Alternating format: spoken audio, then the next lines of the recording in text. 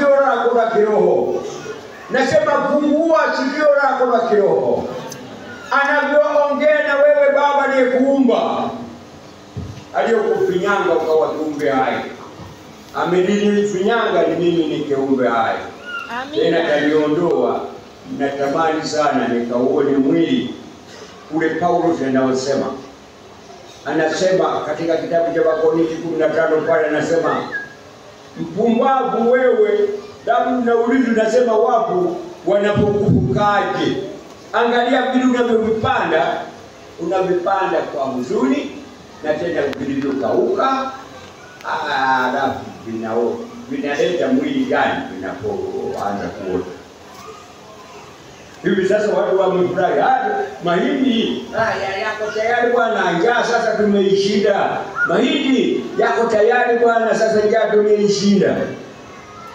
Ukumbuki kwamba ulipanda nini na kitu gani kimetukia, na kimetoka upya umetokana na nani? Ni Mungu. Biblia inasema ndivyo ilivyo. Mtu anapokufa tunampanda kwenye kaburi, anakuwa ni mnyonge, mwovu, ni muozaji, ameoza. Wengine watashika tapua, lakini Biblia inasema kufufuka, atafufuka hana uharifu na mwili mpya wa Roho Mtakatifu. Ndivyo ilivyo. Kazaneni ukapate mwili mpya. Kazaneni ukapate roho mpya. Kazaneni ukaishi katika nchi mpya ambayo hawafi, hawaugui, hawazeheki. Hapa kila mtu katika mwili wake analiogopa kaburi. Lakini halina nguvu kama una Yesu Kristo mwana wa Mungu. Amen. Halina nguvu. Halina nguvu hata kidogo. Shetani anajaribu kunitisha mara ngapi? Hapa sasa ni mara ya pili kukanyaga hapa. Amina. Nilishangaa ndugu zote hizi mnazozitumia. Mungu atulie. Nilishangaa. Sasa hapa Biblia inatuambia kwamba Mungu anasema hivi, ewe Israeli, angalia na kuletea agano jipya, sio kama lile la kale. Na kuambia hakuna mtu atakayesema kumfuate Mungu akuambie labda wewe kijana au mzee au nani, nitaingia mimi katika moyo wako kwamba wewe twende huko, wewe twende huko. Si mzee, si kijana, si mwanamke, si mwanaume. Hakuna atakayekuja mtaka. Sasa siku hizi ni ajabu, hata mtoto mdogo utakuta naye. Vitoto vya siku hizi viangalie, vinazaliwa vinatoka tumboni vinasema nina maarifa kweli. Ni nani anawabadilisha hao watoto? Zamani sisi wakati watoto tulikuwa tunachunga ng'ombe, lakini bado huna akili za kwamba zinaweza zikasaidia nini. Lakini watoto wa siku hizi anazalika, anataka awe anasema. Bro, amuka. Bro, amuka. Wachungaji, simama imara kutetea injili ya Bwana. Ninyi wagawaji, umepata kwa Yesu kazi ya ugawaji. Mgawe nini? Biblia Yesu anasema siku kama siku za mwisho nitakuta mtu mmoja amesimama kweli anawaongoza wenzake sawa na mapenzi yangu. Sijui. Huyu atakuwa ni mtu wa Bwana.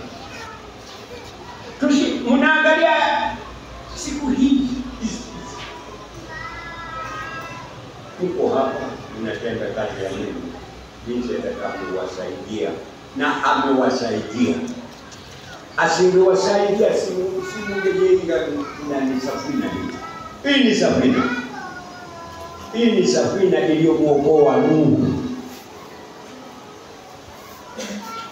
Jambo mlionifanyia, jambo mlionitendea, sasa niwape nini? Mimi cha kwangu nasema, Mungu umejiumbia roho za ukarimu na zitende njia zako zile ulizozipa. Sio mwanadamu. Sio mwanadamu. Yuko hapa huyu mnaishi naye, yuko hapa baba mzee askofu mnaishi naye. Ishi kwa wema na kwa utulivu. Amen. Sio kwa matukano, sio kwa masengenyo. Hamtafaulu. Na wapa amri mpya, hakuna mtu atakayesema twende kwa Mungu, hapana. Ila mimi Mungu ndio taandika amri ndani yake. Hasemi imani, anasema taandika amri ndani yake. Akiwa mzee, akiwa kijana, akiwa mtoto, akiwa mama, mimi taandika ndani yake amri zangu. Mimi nani? Yehova.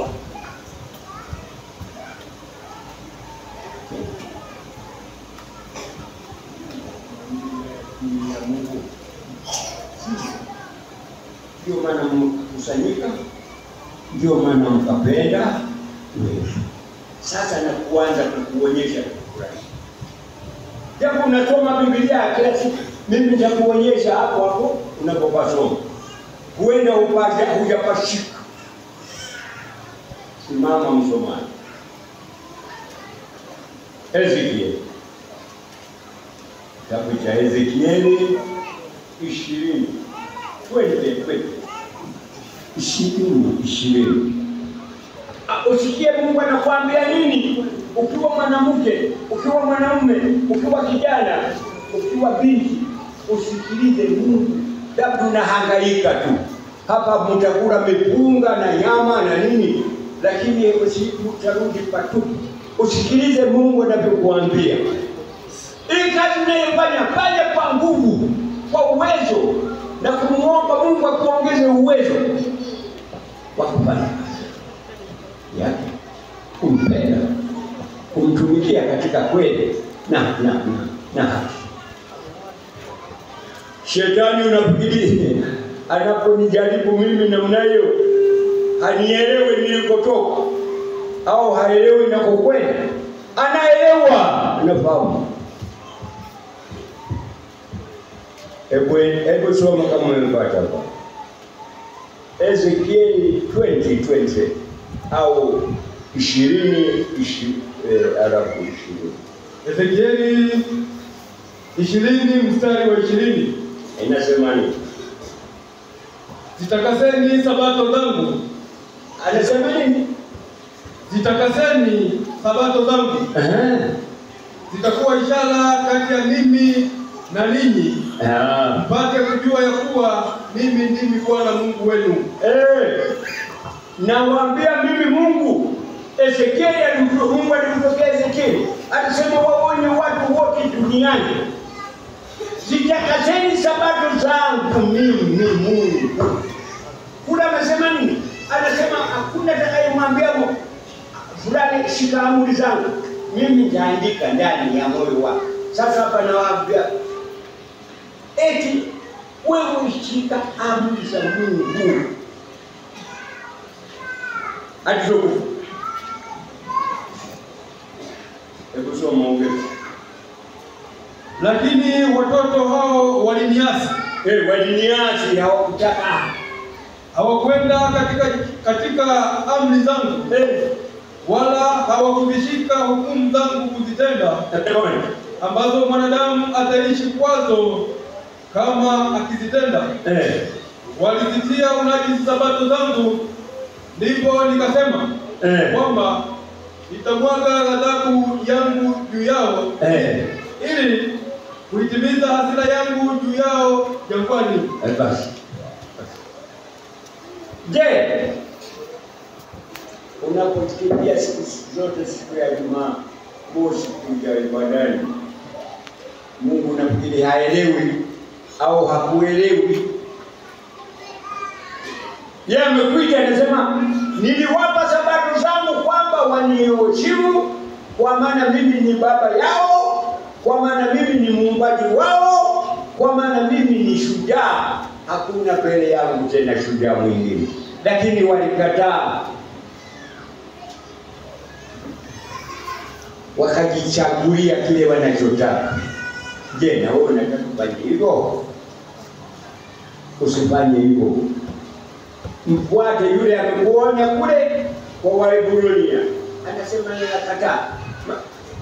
Tena amemwambia Israeli, anasema mimi Israeli sasa nafanya agano na wewe jipya, ile la kwanza nalivunja. Watu wote nimewapa Sabato wote. Nikashirikia kwamba anasema nini? Tasema maana si amri yangu. Si amri yangu. Ndio kwa yetu unaokopeleka. Ule anayosema ni Yesu. Anaongea na Ezekieli. Waambie Ezekieli wenu ni huyu askofu. Akikwambia siku ya Sabato sifanye kazi.